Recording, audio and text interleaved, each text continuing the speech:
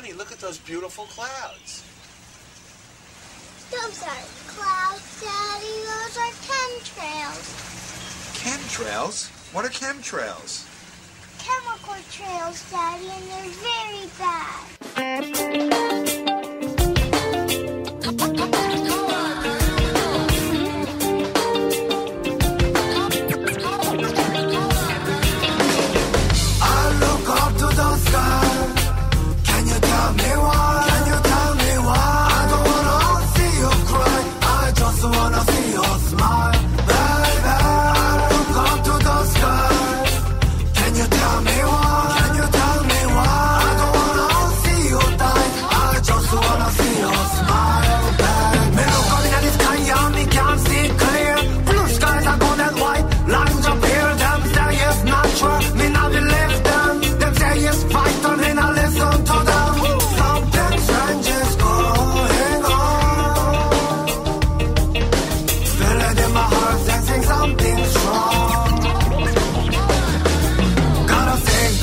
Put the rumors to rest. Gotta help the children and give it a best can. Send a run and be back to the first can. Taking no more, how can they relax? I look up to the sky. Can you tell me why? Can you tell me why? I don't wanna see you cry. I just wanna see you smile. Baby, I look up to the sky. Can you tell me why? Can you tell me why? I don't wanna see you die. Just wanna see your smile, baby. Living on earth, we must respect the earth. Human and animal, we all deserve the right to peace and opportunity. But nowadays we are blind. Dane's always top. Hi, this is Dane Wigington with GeoEngineeringWatch.org radio for the week of July 12th, 2014. Have Russ Tanner with us today, as always. Wouldn't have a show without Russ. He takes care of all the technical details, and we have former congressional candidate Greg Palin with us today, too. Palin, I keep messing up Greg's last name, even though I know him very well. We'll get to that in a few minutes. But for the moment, as always, lots of things going on this week. Where does it end? There's a quote by H.L. Mencken, an American journalist. The most dangerous man to any government is the man who is able to think things out for himself. Almost inevitably, he comes to the conclusion that the government he lives under is dishonest, insane, and intolerable. If we can't describe our current circumstances as that, then I don't know what else we could describe it as. It's certainly what we have. So as every day goes on with countless, incredibly dire and compelling stories going on around the globe, we watch Idiocracy from dawn till dusk on our idiot boxes of various sizes, whether it's an iPhone or a TV. And I think if anybody that really understood what's happening globally, anybody who watches the commercials, the shows, it's truly like living in an insane asylum. I mean, the mentality that the commercials are on, for example, are so low that it's just hard to imagine we can have a functional society with people being entertained on that level. So while things like, for example, the still out of control Ebola outbreak in Africa is going on, World War III on the verge in Asia and Eastern Europe, a planet that's in total meltdown, methane expelling from the Arctic, an ozone layer that, I'll get to this in a minute, that's now ripped to shreds. We're watching total idiocracy on TV day in, day out. We're surrounded by it. The little stories they pluck out of a hat to entertain us with, the Weather Channel's info and advertising commercials. You know, the latest show I think they saw, they're introducing a show that tries to portray some sort of commercial spearfishing venture as one of their reality shows, which is total nonsense. I mean, this particular show shows or makes clear that the total fictitiousness of their operation, trying to paint the picture that there's some sort of actual commercial spearfishing businesses. It's nonsense. I mean, I've spearfished my whole life around the globe. If you're taking a sport boat out to spearfish, you're paying hundreds of dollars for each fish you catch. So it's these shows are totally fictitious. You know, the Weather Channel has a long string of them because they don't really want you to watch the weather. So back to the big things that are happening. Ebola outbreak, current headline, the race to control Ebola in Sierra Leone. This is an excerpt. The Ebola outbreak currently sweeping through West Africa is reaching unprecedented scale in terms of geographical spread, the number of cases and the number of victims. You'd think that would be in a few headlines, wouldn't you? Most Americans don't even know what Ebola is. If it hits home, they'll know. Ebola turns your internal organs into soup in about a week, kills 90% of those who contract it. Now there's workers in hospitals that are now contracting it from patients. It's highly, highly contagious. Appears to be an engineered pathogen. I read books about this particular organism and spreading. You think it would be on a few headlines. Also, the latest in a close string of alarming near misses with jet aircraft traffic happened the same day. And we have Transport Secretary Alistair Darling, this is a story from Australia, unveiled plans to cope with a threefold increase in air traffic over the next 30 years. When you see headlines like this, the notion that there's going to be 3 times more jets in the air over 30 years, it's total fallacy. Total fallacy. So civilization as we know it is in the throes of collapse right now. And any notion that 30 years from now there'll be 3 times more jets flying around and everything will be just chugging along as normal is complete insanity. It's not going to happen. It's not going to happen. I would be surprised if we're not in a totally different paradigm in the very near future. I can't imagine if any scenario in which we won't be. When the links start dropping out of the chain of modern civilization, it's going to go down fast. Drone strikes in Pakistan kill 1 terrorist for every 50 deaths. A study by Hoover Institute, Stanford, somehow came up with the conclusion that Americans are okay with drones.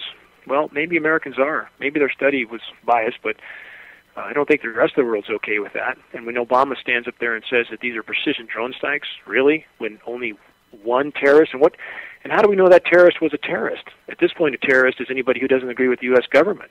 Anybody. Could be me, could be you.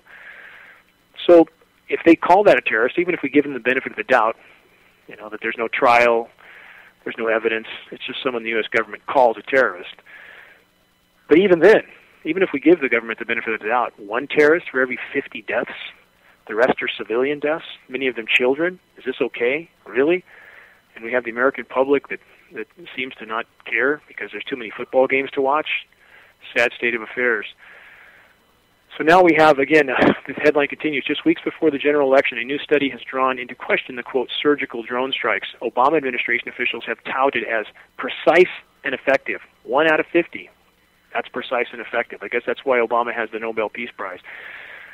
As a precise and effective weapon in the war on terror. Released on Wednesday by researchers at Stanford and New York University Law Schools, the study recommends the U.S. conduct a fundamental reevaluation of current targeted killing practices, which has led to 49 civilian deaths for every 1 known terrorist. Again, what is the definition of terrorist? In a region where the U.S. should be trying to win over supporters of Al-Qaeda and Taliban influence, drones are traumatizing and alienating Pakistanis. And even with a story like this, where the media seems to indicate that it's really the goal of the U.S. to win over hearts and minds, it's nonsense, absolute nonsense. And let's go back to the weather warfare. Aside from the targeted drone killings and the weather warfare aspect, in 2010, when Pakistan decided that they really weren't too keen on the U.S. using their country for waging war, and they showed resistance, Pakistan was slaughtered with record flooding. 20% of the country was underwater immediately. Same thing we see happening around the globe. Same thing we've seen happen in Thailand, when Thailand refused the U.S. an airbase that they knew was for weather modification, not weather monitoring. Why would the U.S. need an airbase for weather monitoring? Really? They can't do it with satellite? The Thais knew it was for weather modification. They refused the base, and they found their country slaughtered with record flooding. The Philippines, I've given this example before, but it's important. Cyclone Haiyan, which slaughtered the Philippines. Immediately, U.S. shows up under humanitarian pretext. They're setting up bases there now, increasing their Asia pivot, if you will. Stuff's not hard to see if you just simply look at it instead of the weekly football game. Now, this is very important. This happened a few days ago. With record UV measurements, astrobiologists determined parts of Earth less habitable than thought. Earth was habitable completely. And when they make a statement like this, it sounds like, oh, it's always been this way. It hasn't always been this way. It's complete nonsense. That the ozone layer is completely shredded. This would have showed up eons ago if there were these constant holes in the ozone. This is an ongoing process. And here's where it gets really interesting. In a surprise discovery, a group of scientists from NASA and the SETI Institute claimed they were looking for Mars-like habitats on Earth when they measured a UV index of 43.3. Let me stop there for just a second. Most people know that UV levels of 11 or 12 are considered high, and this record goes on to state that. 43 is about comparable to saying the high temperature tomorrow is going to be 400 degrees. I mean, that's about the variance here we see from going from 11 or 12, which is considered the top of the scale, to 43. And this should be headlines as well. So it goes on to say the scientists had been going through some old data. This is where it gets really interesting. And found the UV spike had occurred in 2003. It took them 11 years to figure this out. 11 years. They attributed it to a combination of storms and fires depleting UV locally, ozone-depleting chemicals migrating from Antarctica, and a solar flare. Wow, you know, they can come up with any reason for anything they want. And the bottom line is that they could have missed a reading like this, and it took them 11 years to find it. This is just simply something that slipped out. I mean, these UV levels are that high everywhere. This is what we posted. This is the first corroborating data for the information we posted on GeoEngineering Watch over a year ago, stating the UV levels were that high. And we were sure of this before we posted the data. We're metering it.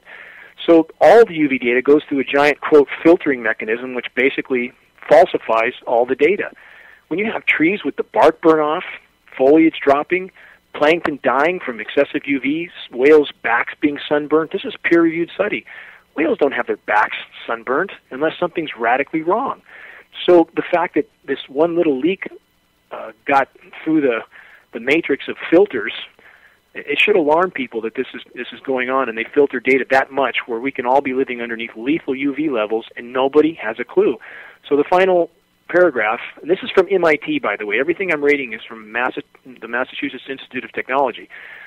That scary-sounding number raised many questions. Where and how is ultraviolet normally monitored? As I just explained, it's basically sent through a giant filtering mechanism at NOAA that falsifies the data. Quite simply, the readings we get are totally fictitious. And the final sentence is, how have UV levels changed since the Montreal Protocol mandated the phasing out of ozone-depleting CFCs?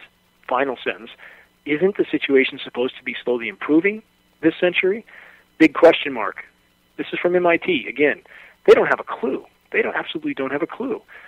So to add to this, I had communication with someone who knows a lot about these programs. I think this, certainly I promised to keep his anonymity, and I will. But what I garnered from this person, he's a very sincere person, and I'm very grateful to connect with him. But it seems that there's not a lot of knowledge amongst the people who are involved with these programs at the fallout that's happening on the ground or the connection. In fact, I was told that bromine is part of what's used in fuel mix. There appears to be, as we've thought, this concurs with our conclusions the whole time, that there are sprayed dispersements and likely fuel additive aspects of this too. So if bromine is used in jet fuel, which also shreds ozone, how intelligent are these programs? I mean, is there that much blindness that there could be no consideration of the shredding of the ozone layer, which, again, any particulate in the atmosphere shreds ozone. Could be a volcano. In fact, after every major eruption, there's ozone damage, period. These particulates in the atmosphere do this. So you can't put this stuff in the air without shredding the ozone layer. We can't not have a shredded ozone layer now. And it seems a great many people in these programs, as we would expect, don't consider the consequences, or they don't know of the consequences. They're not told of the consequences because they're put into little boxes where they focus on their particular aspect of the program, and the peripheral damage is not a part of the equation. How many other examples of this do we have? From depleted uranium used in ammunition, that a lot of people think is a great idea, even though it renders radioactive parts of the globe forever, wherever it's used. Nuclear power. How intelligent is nuclear power when we have Fukushima on hand? And by the way, the subterranean ice dam seems to be failing. I think I've explained this before in the air, but that's the latest grabbing straw attempt of stopping the radiation from flowing into the sea. They're doing something that's never been done before. They're boring giant holes in the ground, it looks like an underground fence, these giant boreholes that they're trying to chemically freeze to freeze the ground around the whole plant to try to stop this water from leaking out. Well, it's going to leak out somewhere. If it's not leaking underneath, it's going to bubble up over the top and leak out. You can't stop it. And it's all radioactive because you have 3 reactors in meltdown there. So, again, the insanity never stops. And at this point, that should be completely obvious to all. On the El Nino that's developing this year, this is part of the spraying pattern we see this year. Huge amount of heat building up in the oceans, absolutely huge in the Pacific. But interestingly enough, the blanket spraying over the Pacific is so horrific and so total, it alters the trade winds. They beat the El Nino back in 2012. El Nino was starting in 2012, and it appears to me, based on the data, that the geoengineers did in fact beat it back by constant spraying of the Pacific, manipulation of the wind patterns, which changes the trade winds, which keeps that heat bottled up in the ocean. How long can you keep that heat bottled up in the ocean? And how intelligent is that when the oceans are superheating, the planet's not allowed to cool itself as it's trying to do, and now you have methane hydrates thawing all over the globe because this heat is being allowed or forced to build up in the oceans. So the methane releases, that's the fish kills again, methane hydrate, hydrogen sulfide, and the heat continues to build. And because the geoengineers and the powers that be don't want another record year for temperatures, they're trying to hold back the El Nino. That's what it appears, and allowing that heat to build up even more, allowing even more methane to release, which builds up even more heat. There's no sanity in any of this. So we'll see if the El Nino actually develops or not, but it was headed for a record development, and now it seems that they're beating it back. Well, we have the polar vortex coming, too, for those that don't know it. Summer polar vortex. When did you ever hear the term polar vortex before this year? These terms come up because there's new phenomenon coming up because the system's completely manipulated. The same as undulatus apparatus clouds, which we see all the time now, never named before 2008. These clouds, again, if you look up, it looks like you're looking at the surface of the ocean above you. So they're going to have some record cold in the east now. And all those people in the east that have been kept under this cold veil, that are convinced the whole planet is cold, and this creates a lot of confusion. It reduces any cohesive effort to get at the truth, or for those that are looking at the spraying, it confuses them as to what the true state of the climate is. This whole polar vortex thing, it looks like a giant teardrop of cold air coming from the Arctic. It's a very shallow layer, by the way, very shallow. It's not, the atmosphere is not mixing, it's stratifying, so it's layering. So this cold layer in the surface is not indicative of the big picture at all. And again, the eastern half of the U.S. is about 1/200th of the Earth's surface area, about 0.5%. So there's a lot of deceptive things going on. Geoengineering is manipulating the entire system from top to bottom. There's absolutely no question about that. So as we show the GISS maps, and this is the bottom line with what's happening in the climate, and it gives people an idea where they're really trying to geoengineer. You can see some of these maps on the homepage of geoengineeringwatch.org. It's a big, very colorful map, and it shows temperature deviation from normal, which means which areas are hotter than the historical average, which areas are colder. The only areas you see on those maps are part of the eastern U.S. that are cooler than the 30-year average. And again, temperature readings are being manipulated as well because we see an underreporting of the highs everywhere we check, about 4 or 5 degrees. So none of the data is right. But even then, even with falsifying the data downward, if you look at these maps, you see the true picture. You see a colder than normal U.S., at least according to the data, and certainly the conditions there do seem to back that up. But the rest of the planet, with only a couple exceptions, you see bright reds and bright oranges. It's far above normal temperatures. So I encourage everybody, again, look at the real picture. Consider what geoengineering is doing to the planet when they're bottling heat up in the oceans and hiding some of the temperature buildup on the planet. By doing so, the overall effect is a much greater worsening of our situation. We have a meeting coming up in Reading next Tuesday that we're going to try to really put on the radar with local officials the fact that there is an indisputable heavy metal contamination, can't dispute that, and a UV situation that is absolutely lethal. Trees are having the bark burn off them, as I've mentioned before, branches sticking out dead everywhere, not much foliage. The UV readings are off the charts. So it's up to all of us to try to surface this data. Again, I think the walls are closing in from a lot of directions. So if we all continue to disseminate information as effectively as we can, one way or the other, we'll get this to the light of day. Russ, I know you just came from Florida. You're back up in the Northeast right now. I know you've done a lot of driving. Question, how many insects hit your windshield in all that driving?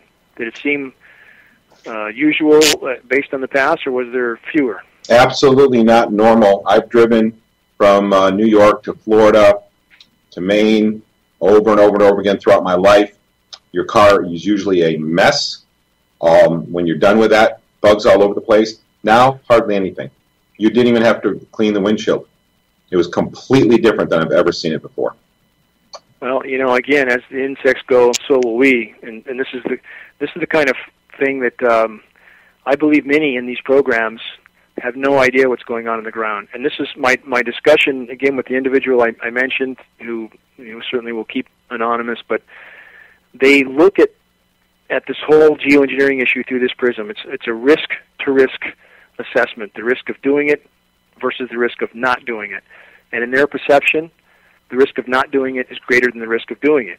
Even though they have, most of the individuals that are involved in these programs are in separate little bubbles, none of them have a bigger picture of what's going on in totality. So even though, as I tried to explain to this individual, and he was a very, very exceptionally sincere and obviously intelligent, but just not has not looked at all the data. But as I tried to convey, and there's certainly things I learned from him as well, but we're facing cataclysm on the ground, absolute cataclysm.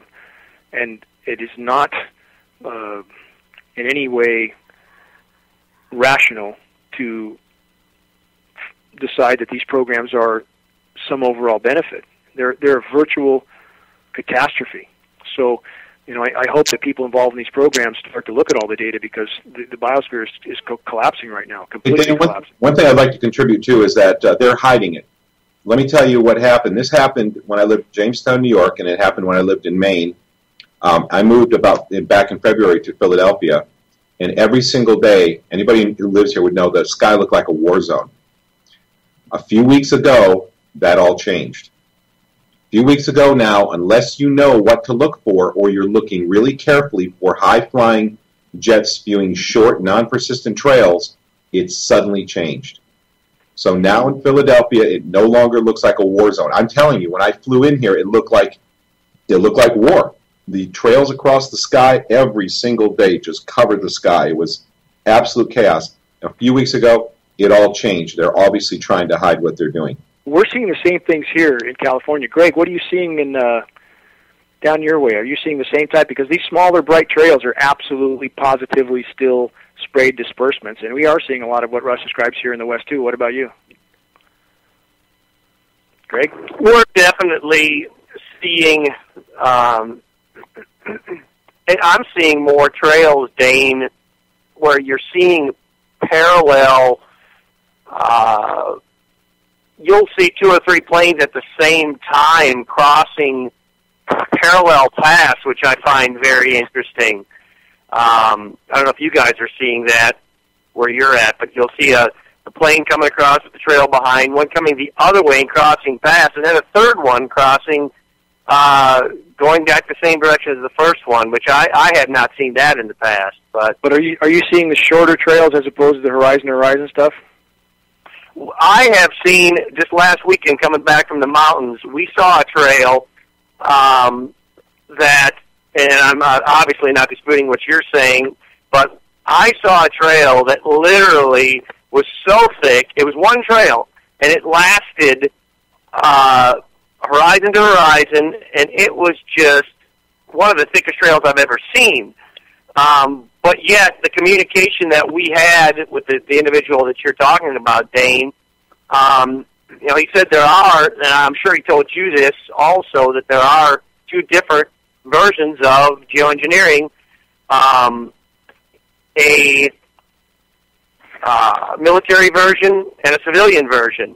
And I think that this individual went into that with you also. So I'm assuming that we could be looking at 2 different versions of the same phenomenon. Do you agree? I do, and by the way, I want to state that the reason this contact came about is because of the stand-up approach Greg has taken to trying to speak out on the most dire issues, especially with geoengineering, and the degree to which he's done that over years has gained the trust of this particular individual, and that's the only way that I was able to have contact was because of Greg, and my gratitude to you, Greg, and that the sort of honor you've showed with your candidacy and so forth has helped to bring people like this to the surface. So I'm very grateful for that. What you said, yes, is absolutely what we felt the whole time, that there was various aspects of this. We know there's payload disbursement because we can see the spray being turned on and off. We can see nozzles that are misaligned where one plume goes far out to the side. But also, it makes sense, this fits in as well with what this individual said, that there are also fuel additive aspects. And again, if bromine is part of this, then, and we know the ozone-destroying effects of bromine, where's the logic in any of this? And for people who think that the government doesn't behave in totally irrational manners, how many examples do we need? I spoke to, this has been 3 years ago, but the PR person for the Navy in regard to the depleted uranium testing of munitions that was going to be conducted, and now has been conducted off the California coast, for practice. So using depleted uranium in our oceans off the California coast for practice. Where is the sanity in this? Is it any wonder that marine life is dying along the whole U.S. West Coast, between Fukushima, between the dying plankton, they're dumping fracking fluids off the coast. The human race is a circus of insanity at this point. A wasting disease on planet Earth is the human race. And you watch the commercials that go on, and for people who are just mesmerized by all the visual onslaught of commercials again, and the other distractions around them, they're living in a total fantasy world. All the new cars and the new entertainments of various sorts, and all that's about to come to a very sharp and abrupt end. I don't know when that day is. Don't pretend to know. But if you see a car going, as an example, 100 miles an hour and it's 10 feet from impact into the side of a concrete wall, no amount of brakes is going to stop that, and that's where we're headed. There's no question about that. The human race is about to hit the wall, full speed ahead. So anyway, Greg, on the trails that Russ described, yes, we're seeing the same thing in California, and it's very confusing to a lot of people that have decided that the only type of geoengineering is these horizon trails. Absolutely not true. That's only one aspect, and now we're seeing a lot of the more covert type of spraying where we can actually see them. I think, Greg, you described this to me earlier, too. We see it in California. Once they have a little aerosol cloud going, a big dingy mess in the sky, we can see them actually turn on and off, on as they get over that cover, off as they start to exit into more clear air. Have you guys both seen that phenomenon? Absolutely. I've seen it. Yes, indeed. Many times. Greg? Yeah, definitely. So it's, and then at other times, it looks, some days it looks like there's a real effort to be covert, and other days it just seems like there's no regard at all. It's horizon to horizon. So, I think there's so many variables in this. That's where everybody has to be careful not to try to put it in this box or that box. And again, even though... I think it would wake people up, though. The thing is that we look like a war zone virtually almost every day since February, since I've been here. And then the last few weeks, it's like all of a sudden the sky looks different. It looks a lot less warlike. I mean, it wouldn't, I wish we could use that to wake people up and say, look at what was going on, and look at how it changed suddenly. What happened? Huge difference. All the difference in the world. It's how do you wake people? As the Chinese proverb goes, you can't wake one who's pretending to be asleep, and that applies to so many people. You can't wake people like that up. How do you not wake up people to the fact that, again, as we've talked about before, buildings don't fall down for no reason, like 9/11. They don't fall down for no reason. Right, and that's why I don't think education is the key. That is the problem. It's not that the information is not available, it's that people don't care. So it's really a moral issue, I think, when you get to the bottom of it. People don't care, and that's a moral issue. I mean, no doubt about it. And how do you, I rack my brain with it, how do you make people care? I try to use with my own family the guilt angle, like how could you allow your children to be poisoned day in and day out and take absolutely no interest?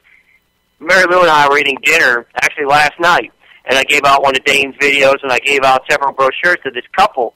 And I figured that they didn't have kids because they're super nice folks, but they just didn't seem, when I told them about the geoengineering, what's going on, they were actually chemtrailing right above our head, so I could point out the trail. And the woman said, well, you know, it's really good that there are people that take an interest in this. She said, I just think, you know, we don't really have a chance of stopping it. And I said, well, do you guys have children? I'm just curious. And I figured she was going to say no for sure. And she said she did have children. And I was like, it's so difficult to understand how people cannot take an interest in this when they have children. And then you struggle with how do you reach people like that, and how do you get them to feel guilty about their mindset and the fact that all they seem to care about is vacations and cars, and it's just, I struggle with it. You know, this is why I kind of feel like what we have to do to motivate people at this point is we have to go to the level of making it shameful to not be involved. Exactly. That's exactly right, Russ. Make them, turn the tables on them to where they make us feel like the conspiracy theorists and we're the whack jobs in our own families. No, we're not the whack jobs. We're the ones that actually care about our families and our friends more than, you know, any of the other members, you know, that choose to ignore this. Let's. I want to continue this topic, but Russ, can you open up the phone line real quick? Give the phone number. Yeah, absolutely. We do have people waiting in the phone queue already, but okay. Well, if you can give the number as well, and then let me put one cap on this, and we'll take a call. Yeah, you got it. Anytime. They're waiting patiently. The number is, if you want to call in and chat, the number is 718-717-8296. That's 718-717-8296. Just call that number, and you'll be joined in our conversation. Greg, to follow up on what you said from the website called Lifehack, it's a good website, but 4 rules to understand what makes people tick. First and foremost, rule 1, people mostly care about themselves. Now, the paradox here is if they really, really cared about themselves and looked at that properly, they would help with the fight for the common good, because if the whole boat goes down, they're on it. Number 2, people are motivated by selfish altruism. In other words, their niceness is an attempt to gain something for themselves in most cases. So there are a number of categories there. Rule 3, people don't think much. This is the statement from that headline. I believe we drastically overestimate what we do intentionally. Subconscious patterns, environmental stimulus, and programmed reflexes occur frequently, even if we take credit for them. The conscious mind is a relatively new addition to the human operating system, and it's been designed to cleverly take credit for a lot of decisions it doesn't really make. If someone asks you to be unbiased in making decisions, it is probably best to just laugh. The implications of this I've been watching too much Porky Pig, I think. The implications of this is that appealing entirely to thoughts won't work.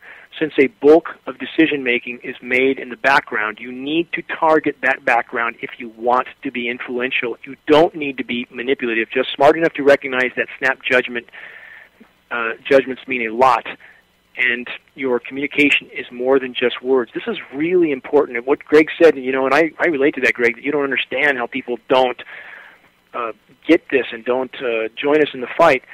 They're operating on autopilot. Literally, in many ways, they're operating on autopilot. It's a lot of people are wired in a manner where if the threat isn't right there banging down their door, they can't see it, and the sky's a ways away. The sky's a little too far from their perception zone to really be considered a threat, and this needs to change. So, you know, we all need to try to be insightful into how to really reach people, the individuals that we're interacting with. Russ, you can take whatever caller you think is first. Yeah, absolutely. And I think, you know, Dane, we talked about making it shameful not to be involved. I think that this is what advertisers do, and this is what mainstream media does, is they make getting the right car hip, or they make buying the right food, or having the right color iPod or whatever hip. And we need to do this and use the same mechanisms, and it has to be an emotional appeal. Because today, so many people are operating on an emotional level, not using their minds, if that makes sense. They are, and even with the majority of environmental groups, and I hate to keep slamming them, but I can't help it given their behavior. it's really the same sort of selfish altruism that they perceive they're doing something for the common good, but yet they refuse to address what really needs to be addressed, like climate engineering, Sierra Club, ETC, Greenpeace, all these people, and I know a lot of them, they will not look at this issue, so they want to stay in their comfort zone. It's really a selfish pursuit in my mind. I can't look at it any other way, that they want to make themselves feel good that they're doing something while they're refusing to do what most needs to be done. And this needs to change. So, and of course, what I view those organizations themselves are formed to counter. They're there for this purpose. They're there to make sure that nobody interferes with the spraying. Ultimately, so that's how they're behaving. That's certainly how they're behaving. I mean, industry can do what they want. Well, it's kind of like the pharmaceutical industry is buying up all the herb companies or controlling the FDA. The FDA is protecting protecting their industry, not regulating it. Yeah, but on that note, we've had a tremendous attempt by the trolls to really infiltrate a lot of websites and so forth, and what I've learned is it's better to not complain, because I've seen in the last 3 weeks clearly that a lot of the disinformation people appear to be immune from Facebook. No matter what they do, they seem to be protected. And if we even open our mouths to complain about what they're doing using, in my case, my legal name and so forth, if I even complain, I can't even post on my site anymore. So the whole system all the way around seems to be designed to protect those that behave in this manner. But anyway, we play by the rules we have, so we're simply focusing on our work, and we're trying to not be distracted by all the disinformation people, but at the same time making it known who they are with the Disinformation Directory site. By the way, for any who haven't seen that, we've relaunched the site yesterday, and our goal is to simply expose those who are willing to lie to hide the truth. It's that simple. So if you want to know who those people are, visit Disinformation Directory. Russ, anybody there on a call? Yeah, a caller with your phone number that ends in 27. Welcome. How are you doing today? Good. How are you guys? Good. Who are you speaking with? Yeah, this is Dan Cherry in Rochester. How are you guys doing? Good. I couldn't hear you. Is it Ben? Yep, Dan. Hi, Ben. Thanks for calling. What's on your mind? Just a couple of points, and I have a couple of questions for you guys. I think you guys are hitting the nail on the head. All day. It's pretty obvious that the machine that's in place there's such a disinformation campaign going on that's being funded, obviously, by the taxpayers to go along with the most immediate thing that you guys were talking about. And I came across a website called shadowstats.com. If anybody has any interest in economics and that kind of thing, there's quite an expose there of the lies that are being perpetrated by the government and so-called expert economists to make us all think that everything is okay. And it's no different than the stock market going up and these things. And this is, again, right in line with what you guys are saying. I personally think that there's such an element of misinformation, especially in the particular media outlets that people pay attention to, especially, you say, mainstream media or whatever. They're being fed information that makes everybody think that everything's okay, right? And that's what they want to hear, and people grasp onto things that, as you mentioned, Ross, you guys are talking about emotionally, people don't think, and I agree 100%. That's one thing. Dane has brought that up a lot over and over again, is that the mainstream media keeps saying everything's really okay, don't worry, just keep going about your life. Absolutely. Yeah. So anyway, just again, a couple quick points, if I might, and then I have real quick questions, and I'll get off the phone here. Russ, I'll tell you what, I took a trip to Philly a number of years ago, and I ended up taking pictures. I have to say that was one of the most disgusting places I've ever been as far as the sprays. Some of the pictures I could put up online would blow people's minds. It's absolutely horrifying. When I came here in February, it was a war zone. Every single day the sky is covered. Now, I'm going to go look out the window right now, and I'll bet you it'll be like it's been the last couple of weeks. Unless you know what to look for, you won't even see trails. Right. But Russ, you're probably the sky's silvery white, though. I mean, because that's what we see here. The skies are not really blue; they're more silvery white. Yeah, that's what I mean, is that unless you know what to look for. I mean, the stuff is still aloft in the air. It's clearly there if you know what to look for, but it's not the big, huge plumes anymore. It's just the big sheets. And it's being released by short jets spewing short plumes now, and they're at higher altitudes, so they're hard to see. And I told this story over and over again on this show where I saw this happen in Jamestown, New York, back in 2007 or so. I saw it happen in Bangor, Maine, in 2010, where they changed the spraying from war zone-like spraying to short plumes at higher altitudes that are higher to see overnight. So I'm seeing it once again here. It's happening here. Same thing. Go ahead, caller. Yep. Yeah, anyway, you guys are talking about patterns and that kind of thing. I'm in Rochester, New York area, and I have to say that, and this is similar to what some of you guys seem to be saying, that up until maybe a couple months ago, we were just hammered for the longest time. I'd have to say a year and a half kind of thing, where we had so few days where we even saw any sun. Now we have a pattern locked in where, for the last, I'd say, 5 or 6 weeks, it's absolutely gorgeous.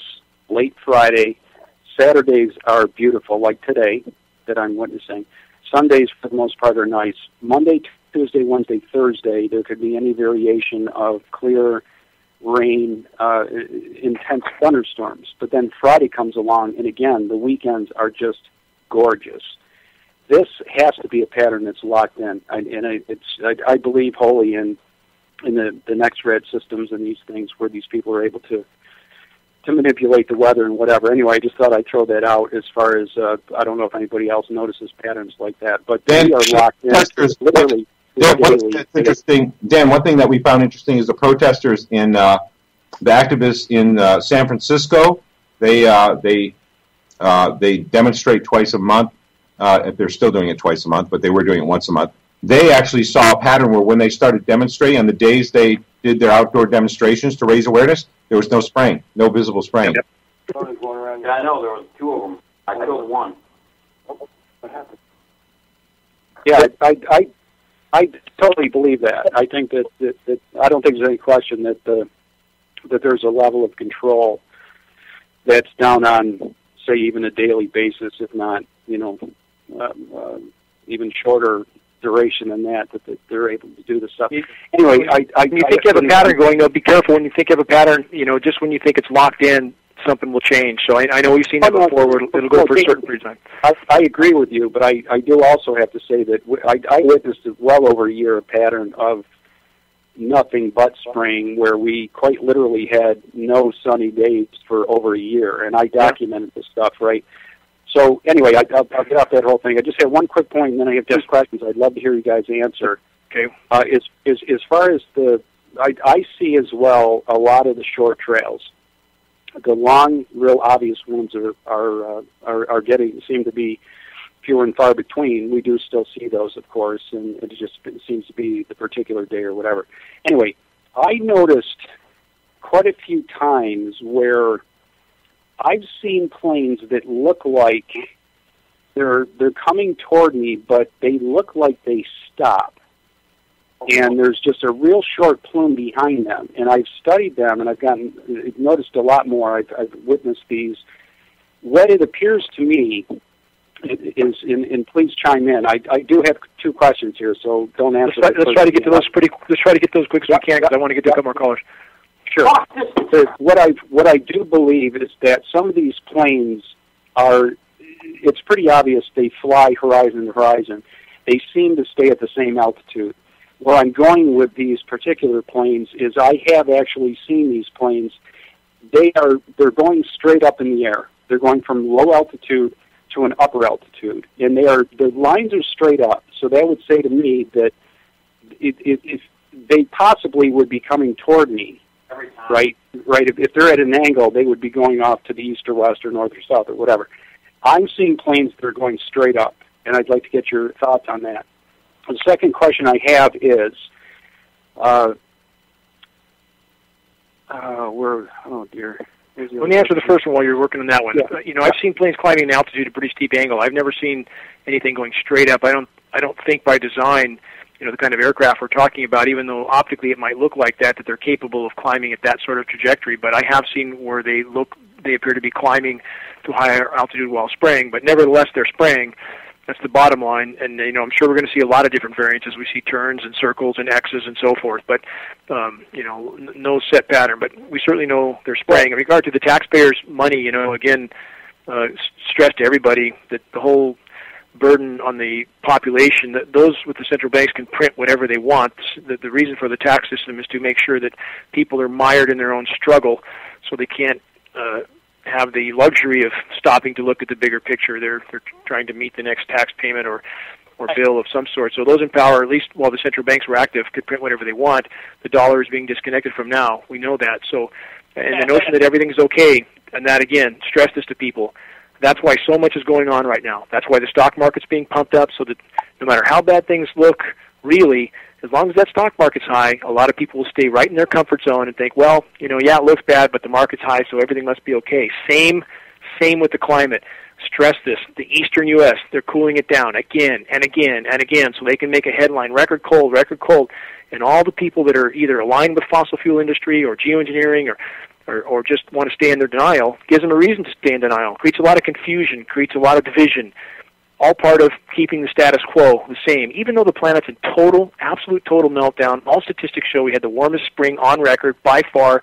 You have temperatures here, again, here in the West, it's like living in hell, literally. And people in the East, they can't relate to that. They think maybe I'm making it up.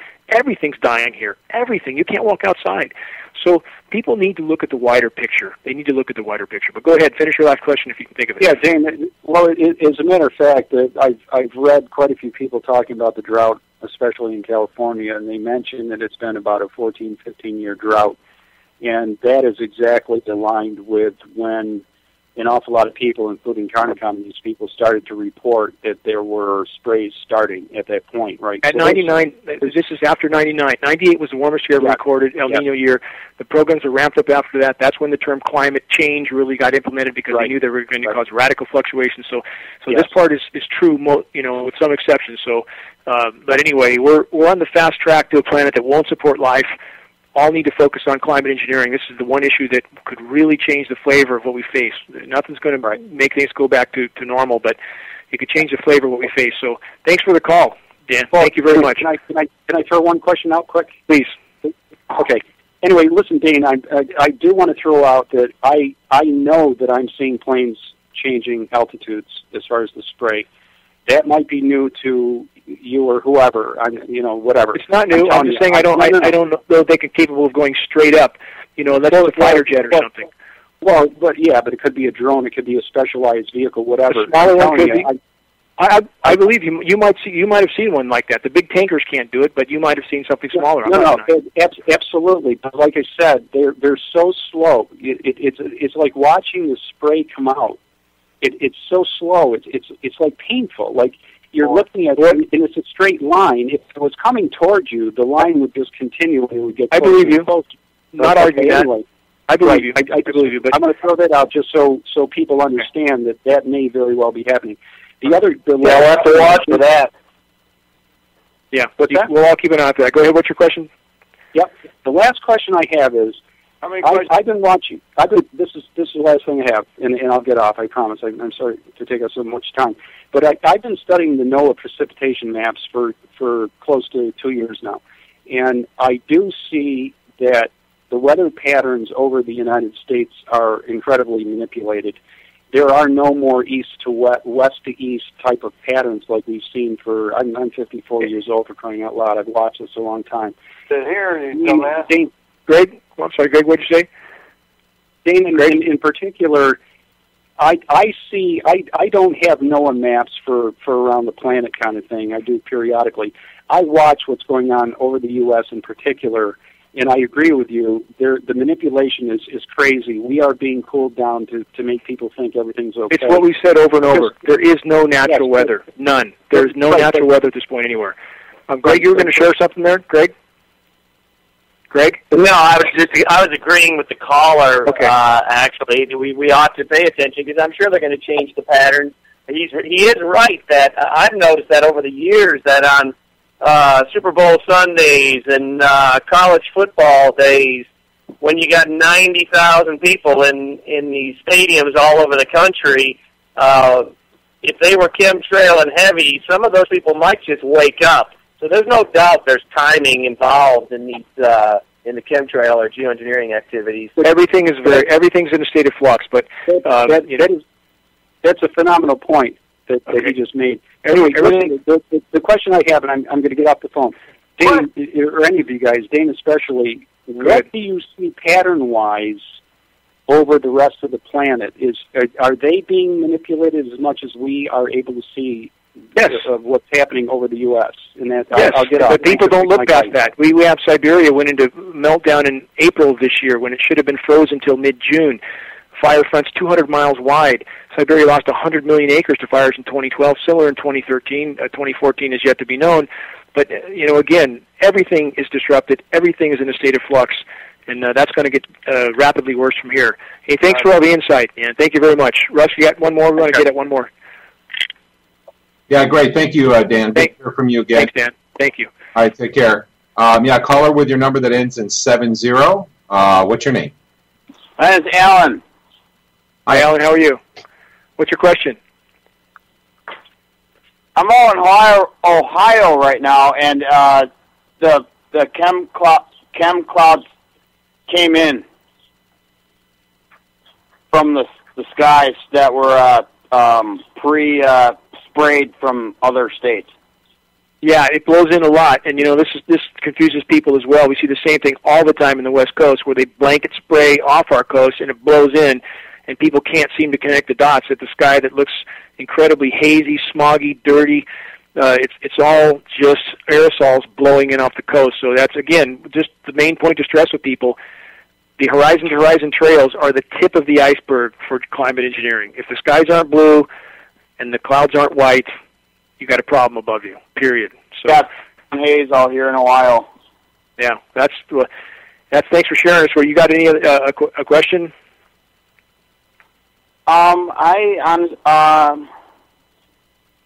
It was nice talking to you, Dane, because I've never talked to you before, and you're a godsend. It's all of us working together, every single one of us. Thank you for the call, and thanks for the support, but it's every single one of us, you, me, Greg, Russ, all of us, Dan, who just called in, all of us working together. That's what's going to make the difference. Every single one of us are spokes in this wheel, and if we all continue to hone our skills and learn the best ways to share this data and to sound the alarm, all of us pulling together, that's what's going to get the job done. Thank you for what you're doing, too. About one thing, they do control all the satellites, and if they shut down the satellites, then none of us will have internet or phone access. That's coming. You know that our internet access is at some point going to be hampered, but in the meantime, we have to make use of the time we have to get the word out. So, let's all continue to sound the alarm in the best way we can. Thanks for sharing that with us. Thanks for your support. And God bless you. You too, sir. Thank you. Bye. Russ, anybody else? Great, thanks for the call. We're waiting for more callers, so we're good. Hey, these guys all bring up good information. When Dan called in earlier, his observations with the weather, he's absolutely right. And when you have storm fronts now moving from east to west, we see this all the time now. Meteorologically, this didn't happen before. And these polar vortexes. If you look at a GISS map, NASA GISS map, and you see this giant, again, it looks like a giant teardrop coming down, cooling a certain part of the U.S., and the jet stream goes right back up. It's completely anomalous. It was never seen before. And then, of course, you have the weather disseminating agencies like Weather Channel, whose job it is to make it all seem normal, to make it seem normal when it snows at 50 degrees or when it goes from 100 degrees to snow in one day, or, all these things we see happening, and they try to explain away as normal. I don't know how people do that with any sense of consciousness. I mean, I can't imagine their willingness to lie, and it's across the board. And this is astounding, the amount of people in agencies that will simply lie to hide the truth. And so, again, back to the disinformation directory, which, Russ, you've helped to get us some pretty good security on the site now. And for anybody listening, those who you see putting out disinformation, we don't want to send people to disinformation sites. That is not the goal. Those sites should be completely ignored and avoided across the board. But individuals, meteorologists, journalists who are putting out disinformation, participate in the site. Let us know who they are. Maybe you can participate in putting a post up on one of these people who you know is lying simply to hide the truth, and that's the point, to put a spotlight on them. People like that don't like to be put in the light of day. They don't like it.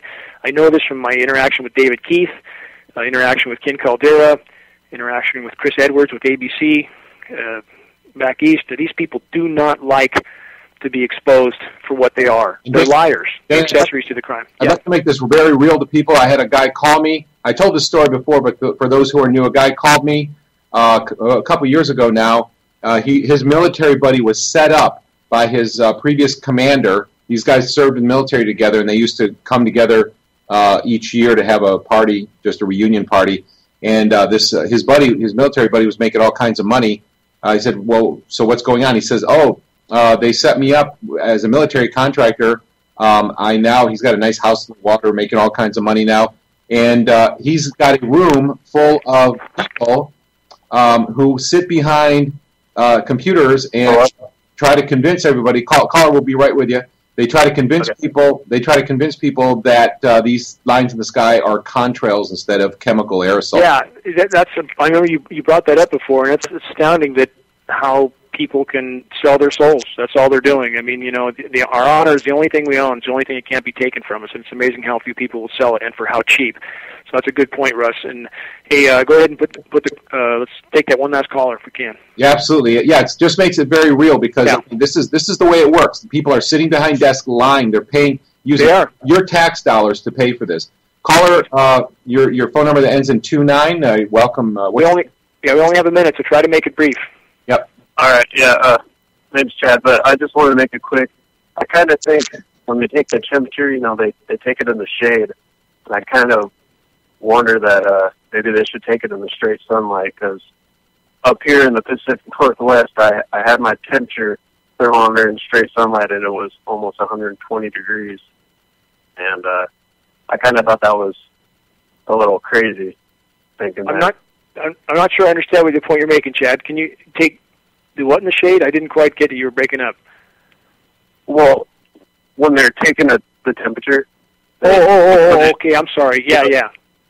I didn't hear the temperature part. Yeah, sorry.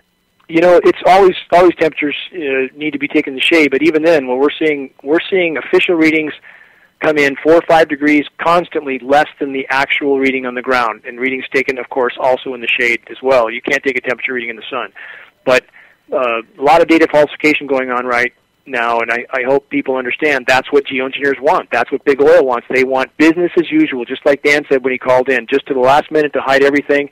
So you have those in power, big oil, geoengineers. Do they want you to think the planet's in meltdown? Obviously not. Not in the U.S. Even though you see some people who are now trying to speak out, and there's a division, you see a whole lot of other people who are trying to hide it, like Weather Channel. When everything they say leans toward everything being cold and cool and winter storms with names, and that's all they talk about. They didn't talk about the fact that California is turning into hell.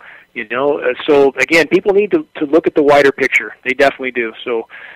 Point well taken, Greg. With all your political experience in the past, I mean, are you seeing people who have been formerly buried in denial? Are you seeing some of your circle start to come out of the darkness, so to speak? Yeah, I think so, Dane. I find that more the libertarian crowd tends to be waking up quicker. You still have a lot of folks in the left-right paradigm thinking that the Democrats or the Republicans, one or the other, is going to solve all our problems. Like it makes a damn bit of difference, huh? It's just theater, isn't it? Just theater. Exactly. There's no doubt about it. It obviously, we know Jesse Ventura. We kind of lost him here a couple weeks ago, but he did make a good point that it is like all-star wrestling. I saw it up close, and I saw things that if we had more time, I almost didn't even believe. Yeah, I know you've seen it firsthand. But look at the line you held, gain the trust of people that are now speaking out a bit. So you're helping the cause a lot, my friend. That's right. And we have to speak out and quickly because Dane, I've tried to boost some of your posts here just lately, as you know, and Facebook is finding any excuse not to allow me to boost to 10, 20, 30, 40,000 people. Yeah, that's try to use Facebook against them. Yeah, that's what's happening. Go ahead, tell you what, our bumper music's out of time.